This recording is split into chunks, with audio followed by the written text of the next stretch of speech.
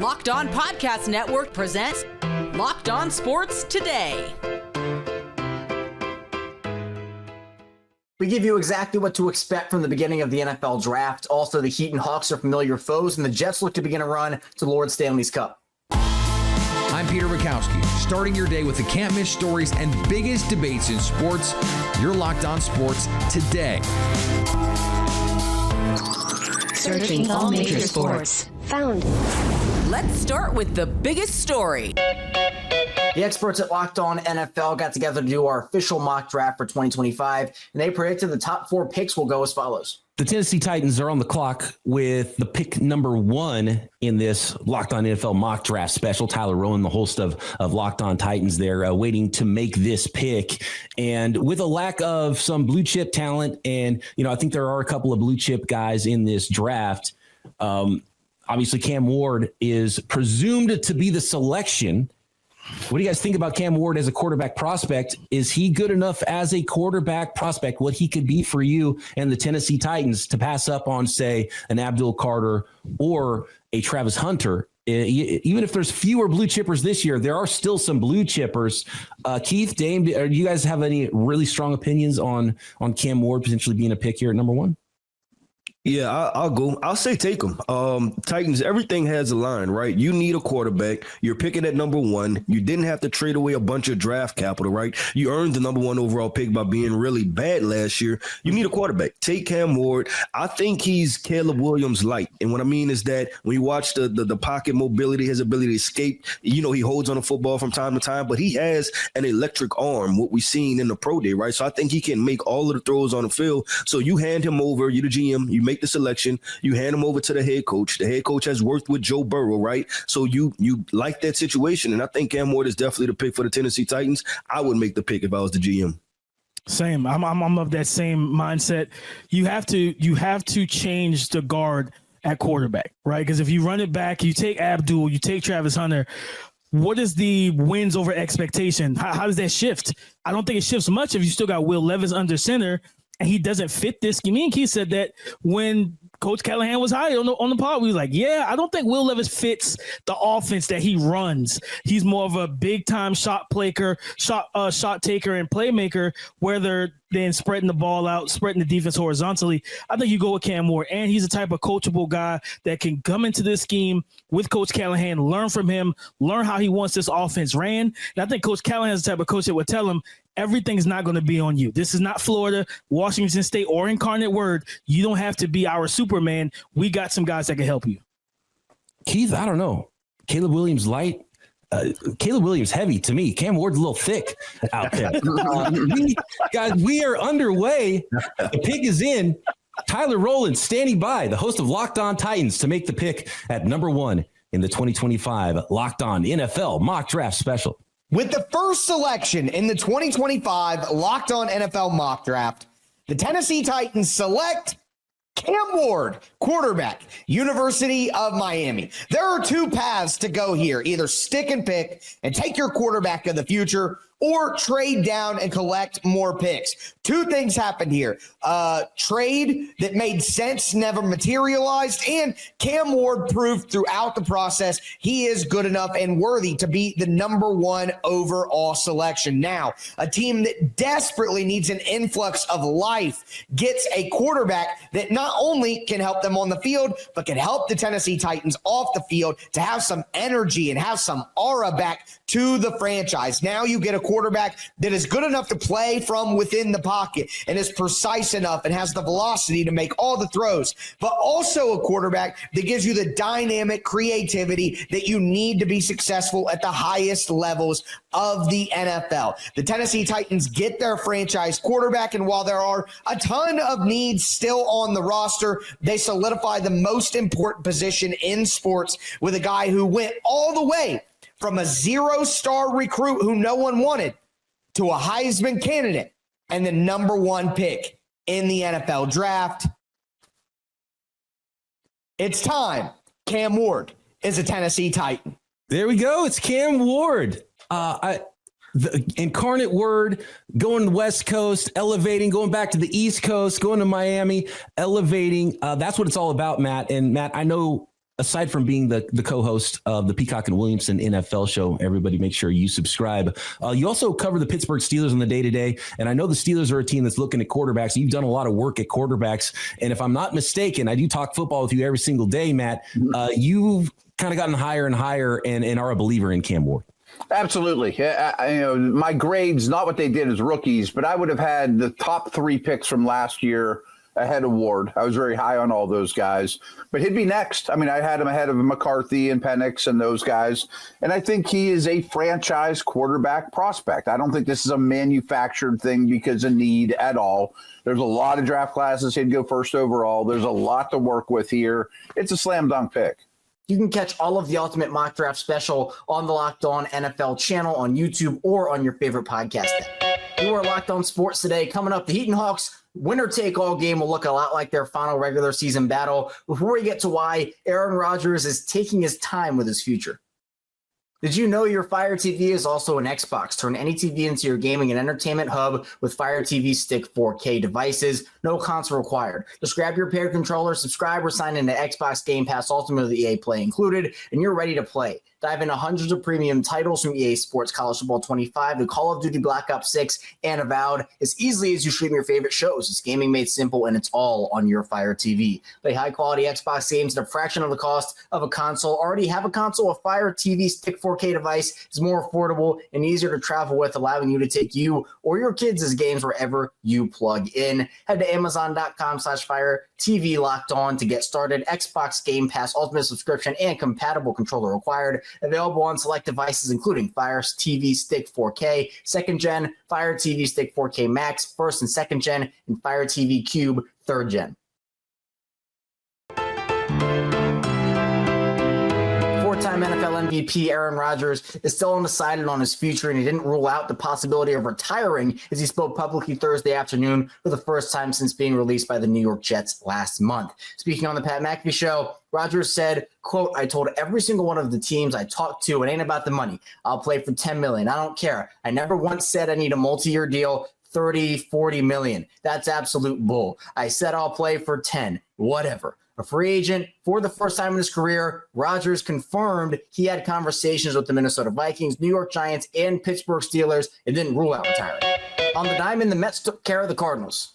The New York Mets' first losing streak of the season is over at just 2 games as they greet their home fans to a 4-1 victory on Thursday night. This is Ryan Finkelstein, the host of Locked On Mets, and Thursday was just a great team win all around. There was a lot of guys that had been struggling that came through. Mark Vientos hits his first home run of the season. Brett Beatty, his second consecutive multi-hit game, also second game in a row where he picked up an RBI. And Francisco Lindor got 3 hits, picked up 2 RBIs. He has that OPS right near 700. But the real savior of the game for the Mets was Griffin Canning, because the Mets bullpen was exhausted after a bullpen game essentially on Sunday and just a lot of work on the road trip in general. And Canning came through with 6 strong innings of work, struck out 8, allowed just 1 run, allowing the Mets to cruise to the victory. I'll be talking about the game and setting up this weekend on tomorrow's edition of Locked On Mets. The Mariners scored 4 runs in the 10th inning to win a series in Cincinnati. No quit whatsoever. This is Tony Gonzalez, host of the Locked On Mariners podcast here. What a freaking game. Pitching was a bit of an issue for the Mariners in this one. And it actually wasn't Emerson Hancock to blame. He was pretty solid in this game. I got to give him props. The problem was the bullpen. They issued 6 walks to Reds hitters after taking over for Hancock, and it looked like they had given this game away when Edward Bizardo surrendered a go-ahead grand slam to former Mariner Jake Fraley. But the Mariners, down to their final 3 outs, punched right back. Cal Raleigh with his 8th home run of the season, his 3rd home run of the series, his 2nd straight series with 3 home runs. He ties Tyler Soderstrom for the major league lead in homers. And then Randy Arozarena, right after him, hits a game-tying tying home run to force things to the bottom of the ninth, where Casey Legumina gets his revenge on his former ball club, forces things to extra innings, where Randy Arozarena is the hero once again, adds a couple of important insurance runs to pad the Mariners lead, and they walk out of here with an 11-7 win over the Cincinnati Reds for their third series win in a row, feeling really good about themselves, heading up north of the border to face the Blue Jays. We're about to record and talk about this one on the Locked On Mariners post-game show. Be sure to join us.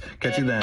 Peace. The Heat and Hawks playing game will look very similar to their final regular season matchup, says Locked On Heat host Wes Goldberg. He met Locked On Hawks host Brad Rowland to preview their matchup. Let's acknowledge this. Our friends at FanDuel have the Hawks, I think, as like a 1 point fit. It's basically a coin flip, right? In every possible projection that I've seen.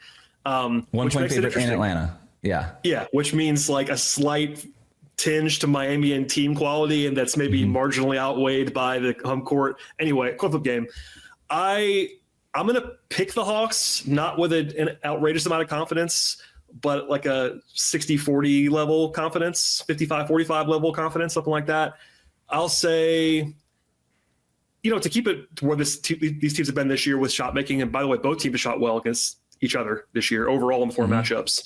I will go with like basically the over and say 117 to 115, something like that. They'll actually you have the over under in front of you? Yeah, it's 219 right now. That's about right. So that's, basically projected to be 110, 109 in favor of Atlanta is like the projected quote unquote score right now at FanDuel.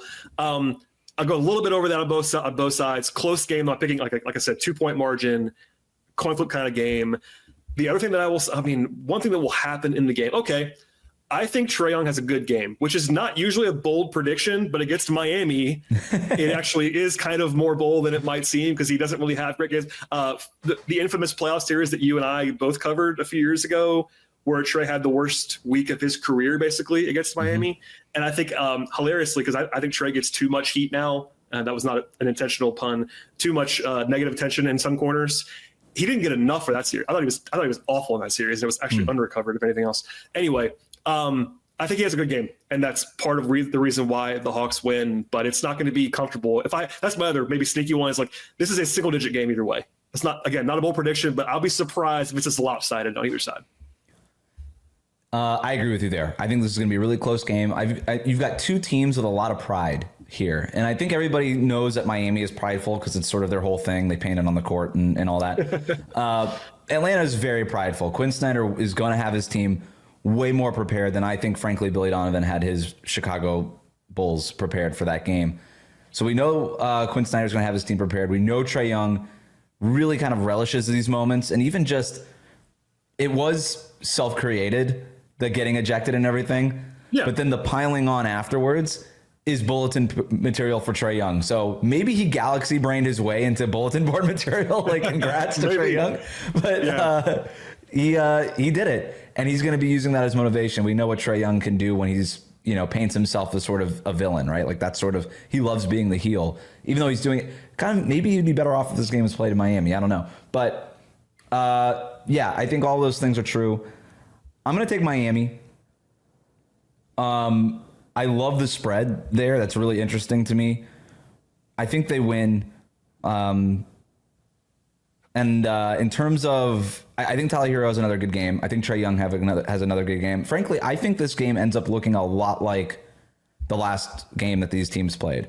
I think the Heat will get to the free throw line. I think both teams will make a bunch of shots, or at least take a bunch of shots. Who knows if they'll make them. But I think most of these things will be pretty close. But at the end of the day, I think Miami's bench could swing things for them. They got 11 from Highsmith, 16 from Davion Mitchell, and 10 from Kyle Anderson in the last time that these teams played. And it might be the bench that jumps up. So that's going to be my prediction. I think it is Haywood Highsmith. I think he has a big game.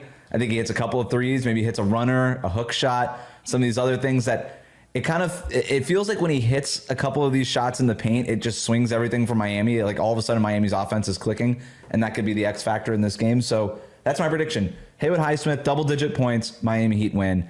But it's a close one, I think, to your point, too. Stay up to date all year on the Miami Heat and Atlanta Hawks by subscribing to Locked On Sports Today, Locked On Heat, and Locked On Hawks on your favorite podcast app and on YouTube. Coming up, the Jets are ready to make a run at the Stanley Cup. The Winnipeg Jets have been one of the best teams in the NHL all year, and now they get to prove it in the playoffs. Locked On Jets host Harrison Lee joined Locked On Blues host Haley Taylor-Simon to break down the storylines of this first-round series. And in the beginning of the season, when he was hurt, the Blues did suffer. So I think coming off of the Four Nations with a confident Jordan Binnington winning for Team Canada with Colton Parayko, there's just been a lot of positivity, and the coaching change, just there is a lot, Harrison, of storylines for the Blues. Yeah, your season has been a little crazy, to say the least. And, you know, from a Jets perspective and an outsider perspective, we have had a lot of conflicting rooting interests, because we're like, okay, which team is actually going to give Vegas a run for its money?